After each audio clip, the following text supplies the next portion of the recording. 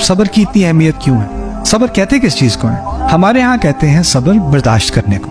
میں بار بار کہتا ہوں یہ پاکستانی صبر ہے، قرآنی صبر اور چیز ہے، پاکستانی صبر اور چیز.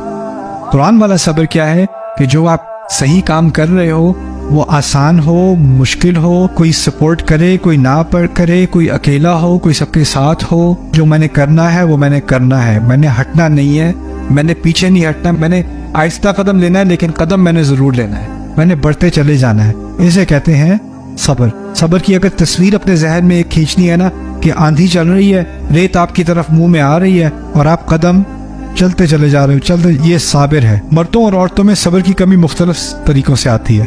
میں نے سوچا میں نماز پڑھنا شروع کروں اور مجھے خیال ہوا کہ میں جاؤں اور میں اٹینڈ کروں اور میں کچھ سیکھوں، تو میں وہاں پہ گئی. پہلی دفعہ میں نے پردہ کیا اور میں نے نماز پڑھی اور پیچھے سے کسی نے مجھے کہا آپ نے نماز غلط طریقے سے پڑھی ہے. پھر میں نے کہا بس میں یہاں واپس نہیں آ سکتا. اتنے ججمنٹل لوگ ہوتے ہیں یہ، کتنی بے دردی سے اس نے مجھے کامنٹ مارا. آپ کمپیئر کرتے ہیں، یہ بندہ نماز پڑھنے گیا مسجد میں، کسی نے کہا تیرے پانچے اس سے نیچے، ٹہنے سے نیچے، تیری نماز نہیں ہوگی.